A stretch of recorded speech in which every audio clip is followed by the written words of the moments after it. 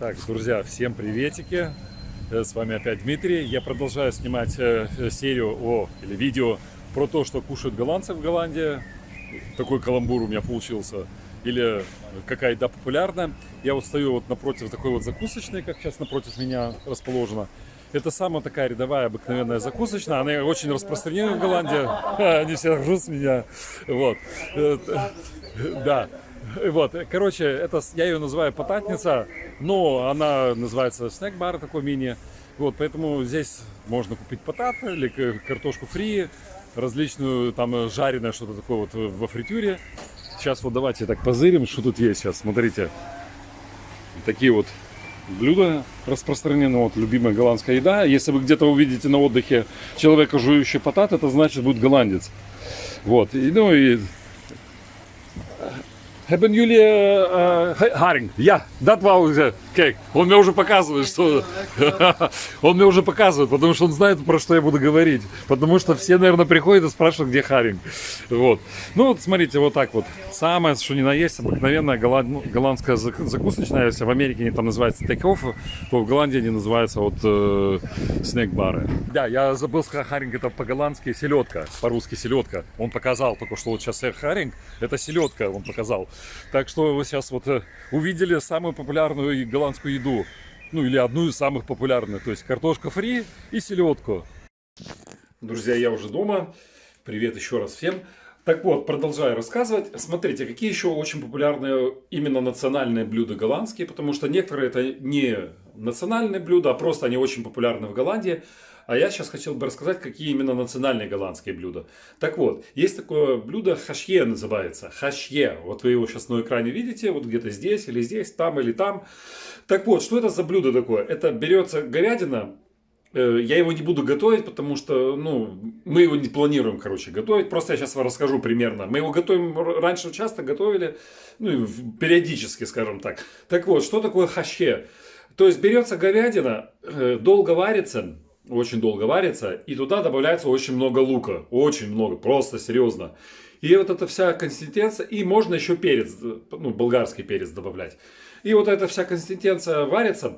Как правило, как мне голландцы рассказывали, вот они, допустим, в воскресенье готовят какое-то праздничное блюдо, домашнее такое, когда выходные, они там что-то готовят. Вот, и может оставаться говядина, они там, допустим, какие-то отбивные готовили из говядины, или еще что-то, какие-то, может быть, котлеты, я не знаю, что-то они готовили, у них вот осталось куски мяса, именно говядина, а не свинина. Вот, и в понедельник они вот варят это хашье. Я знаю, что вот многие на работе, это такое старинное блюдо, вообще старое голландское блюдо. Вот у меня многие на работе так вот делали, их родители так делали, и они так сейчас делают. Вот. Затем эрветенсуп. Эрветен. Я правильно вроде бы так говорю. Не знаю, надо посмотреть, как правильно он говорится. Я всегда его называю гороховый, но он так и есть. Он гороховый суп. Только отличие, тоже вот где-то сейчас на экране у меня видите, как он выглядит, этот эрветен. Эрфтен, сори, я что-то заговорился. Эрфтен суп. Или переводится гороховый суп.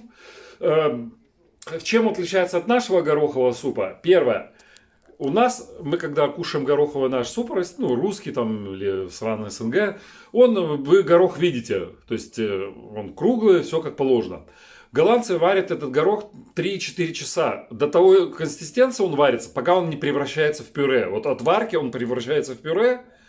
Вот, потом туда добавляют картошку, лук там, и так далее. И самое главное, добавляют, вот сейчас вы видите, тоже кусочек колбасы копченой. И вот получается вот такой, это тоже самое такое национальное блюдо. Так, друзья, продолжаю снимать дальше про голландскую еду, или что популярно, какие блюда популярны в Голландии. Смотрите, сейчас я снимаю вам вот про такой вот способ приготовления еды. В Голландии очень популярно в супермаркетах покупать вот такие вот пачки, вот сейчас как вот так выглядит. Называется Вердлхереcht, или блюдо народов мира. И они приготавливают вот эти в домашних условиях вот такие вот вкусные, очень, на мой взгляд, очень серьезно, самое мое любимое блюдо. Получается из вот таких вот пачек.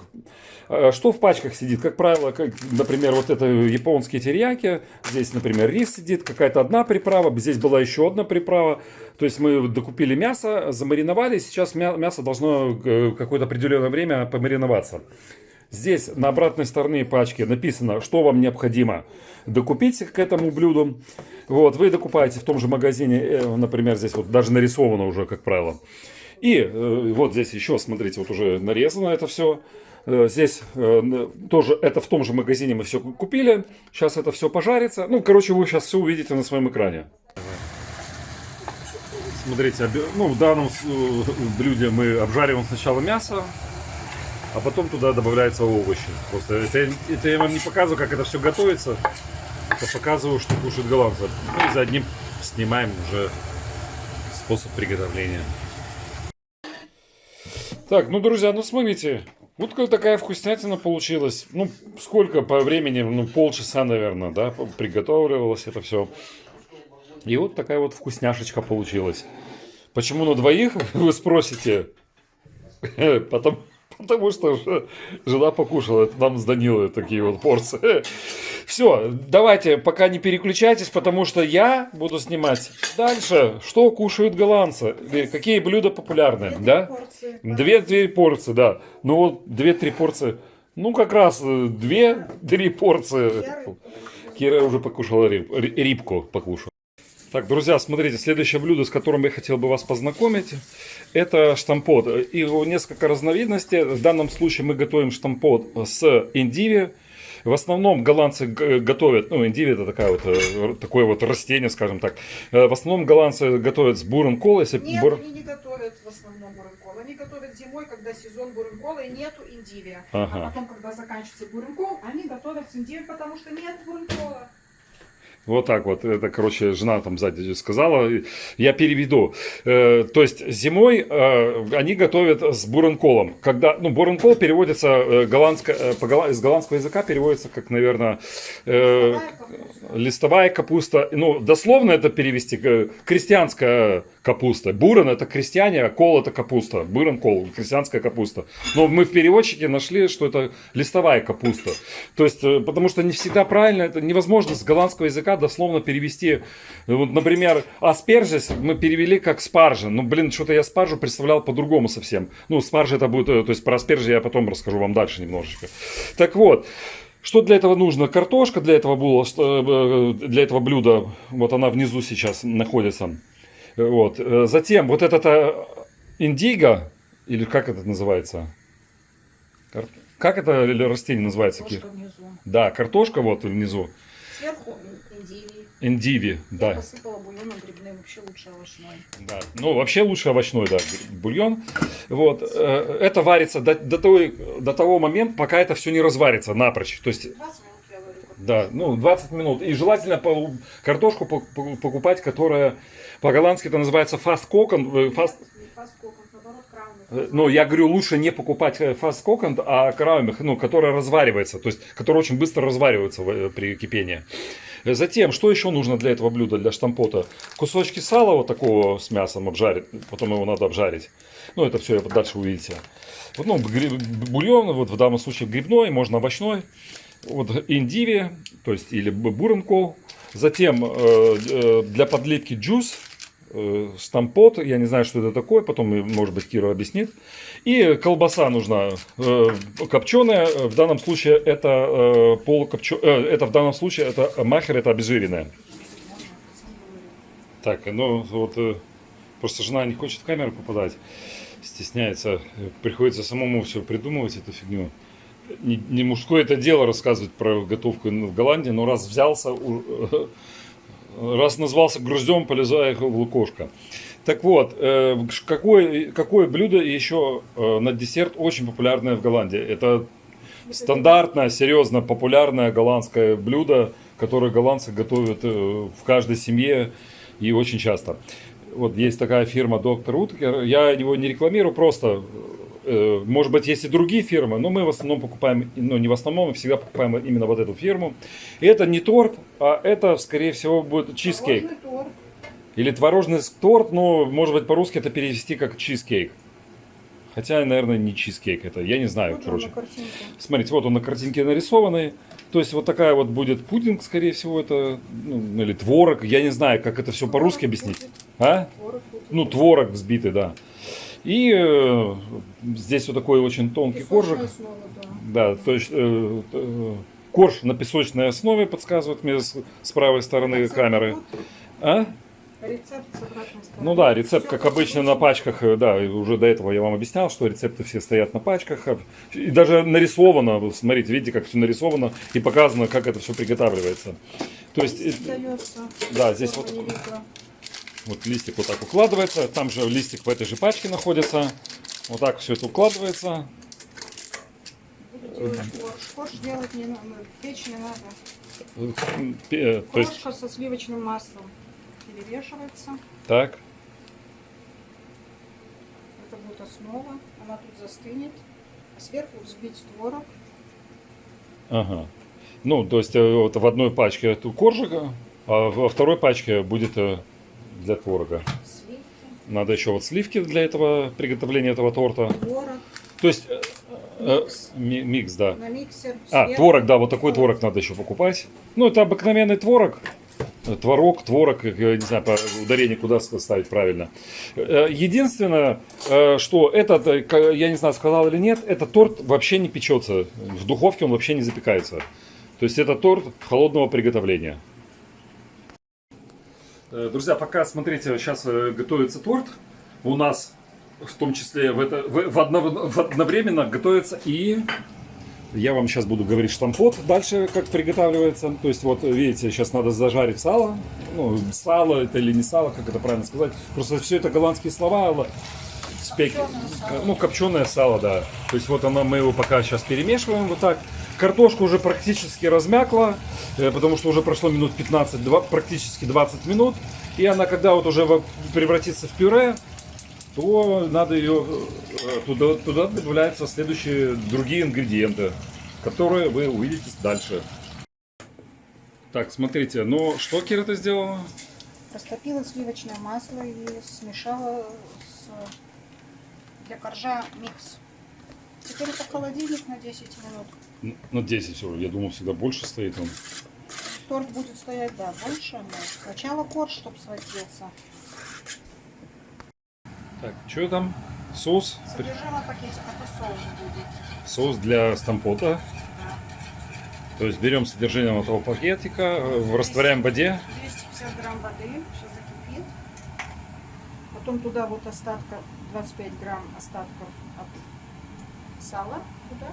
Ага. Это будет соус, 1 минута он добавится. Так, что ты сейчас сделала? Так, стампот. Картошку попробую. Так, картошку вот вместе с индиго. Индиви. И Добавила. туда... Да, что добавила? Выжаренное сало вот это. Добавила выжаренное сало. Вот это и есть штампот, собственно, сам штампот. Картошка, индиви, бульон с копченым салом. Это и есть штампот. Ну, единственное, что индиви можно заменять буренколом, и все. Ну, это больше зимой приготавливается. Потому что, в принципе, для лета они летом мало готовят штампот. Потому что, ну, они считают, что это очень теплое, очень такое насыщенное блюдо. Вот, поэтому штампот, да, еще, ну, штампот это более зимнее блюдо голландское. Хотя и сейчас они тоже его готовят, но уже реже, чем зимой. Так, и вот колбаса. Нет, не реже, летом индиви. Так, добавляем соус.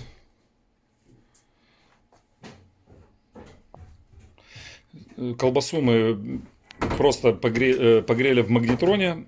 Не жарили, не варили, просто разогрели минуту в магнитроне. Ну, она варена, да, ну, просто некоторые могут в этом пожарить или еще что-то. Мы просто ее разогрели в магнитроне, порезали вот такими вот дольками и добавляем пюре, сам штампот. Вот это и есть голландское блюдо, друзья. Комплект, да, они ее с мясом не едят, как бы, вот именно эта колбаса копченая. Опять у нас на двоих. А я вот свои котлеты буду жарить. Да. Лосося, вон у меня фарш. Вон фарш. А жена жарит себе любимые рыбные котлеты. Да, вот будет и выглядеть как штампот. Так, друзья, я продолжаю вас дальше знакомить с следующим блюдом голландским. Оставайтесь пока у меня на канале. Потом уйдете. Я знаю, уже это видео затянулось, это очень длинное видео. Но все равно, серьезно, я вас добью. Потому что еще будет много блюд всяких вкусных. Потому что мы же еще торт начали готовить. Так что вы не забывайте, что сейчас...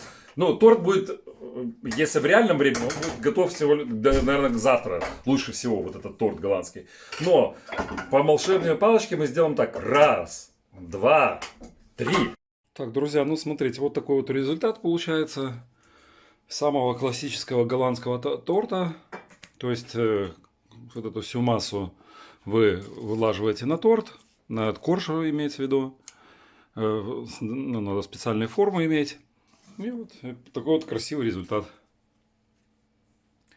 Готовится быстро. Единственное, что да, он должен в холодильнике стоять минимум 3 часа, а желательно и больше. Потому что если 3 часа, вот здесь он как бы застынет, а внутри он еще будет желеобразный. Так, друзья, я буду заканчивать потихонечку этот видосик. Если мы уже посмотрели про тортик, как бы сейчас последний кадр был про тортик, и на такой, это был самый такой, что у него есть классический голландский торт. И раз мы начали про сладости говорить, так я добавлю к своему этому видосу, что еще популярно в Голландии, какие у них национальные блюда. Это не будет не блюдо, а продукт пейпернотен. Они, как правило, вот эти, что сейчас вы видите на экране, они популярны очень в конце, начиная продавать они в магазинах в конце октября, но в основном они очень популярны в начале декабря, 5 декабря. Здесь такой голландский праздник, называется Синтерклас. Это когда Синтерклас, он похож на нашего Деда Мороза. Когда приходит Синтерклас и ему прислуживает Зварте Пит, черный Пит, и он когда домой приходит Синтерклас, он разбрасывает эти пейпернотен, и дети по комнате ищут эти пейперноты и потом садятся и кушают. Очень они невкусные, прикольная вещь. Затем, раз уже про пейпер начали, пейпермюнтен, вот они вот так выглядят. Ему даже в таких сувенирных коробках продаются эти пейпермюнчес. У нас, правда, их сейчас нету. Они вот так выглядят, как где это сейчас медалька вот такая королева Беатрикс на ней изображена. Они вкуса мята. Вот сейчас на этой коробке изображен, то есть Вильям Александр IV, его жена Максима, она, кстати, из Аргентины. И вот здесь родители Вильяма Александра, это она уже принцесса Беатрикс и Клаус. Принц Клаус. Он, кстати, из Германии. Такая интернациональная семья. Также очень популярная такая мерзкая вещь. Серьезно, это чисто голландская вещь. Очень, меня аж блевать хочется. Называется дроп. Ребята, я говорю, серьезно, если кто-то в Голландии бывает, купите дроп, просто попробовать. Просто вам надо из магазина выйти, а то вы можете прямо в магазине блевануть. Серьезно, я когда первый раз попробовал, мне серьезно чуть плохо не стало. А по каким-то опросам 80% голландцев кушают эти дропы. Затем хахелслан. Это такая вещь, это вообще голландцы крейзи про этот хахелслан. Что это такое? Это такие коралчи, или такие такого размера шоколадные крошки. Они посыпают их на хлеб и завтраком кушают. И если вы, допустим, где-то будете в Турции, или в Египте, или в каких-то других странах, и увидите, что кто-то кушает хлеб с этими шоколадными этими кохолчи, или этими штучками шоколадными, вы смело подойдите и скажите, что ты голландец, мы знаем, что ты голландец. Потому что только голландцы кушают эту хахелслан. Серьезно, я когда первый раз увидел, я думал, как можно хлеб с шоколадными этими крошками кушать. Мне до сих пор все равно, уже 22 года прошло, мне все равно это в голову не укладывается. А они здесь все фанатеют. У нас практически большинство хлеб берут и насыпают с пачки, эта пачка, да, где-то здесь она видно, насыпают себе эту хахелслан. И, заканчивая видео, я хотел бы показать тоже знаковый продукт, но это вообще просто. Это как тюльпаны, как марихуана, как проституция. Это такой же знаковый продукт здесь. Это называется строп-ваффлс. Вообще вещь, конечно, очень вкусная. Особенно если она на базаре пожарена при вас. Здесь что сидит? Вафля С другой стороны вафли и внутри карамельная начинка. Блин, эта вещь просто офигенская. Мы ее за 22 года столько уже съели. Но когда вот мы едем в Белоруссию или там в России, блин, меня с первого, что просят привезти вот эти.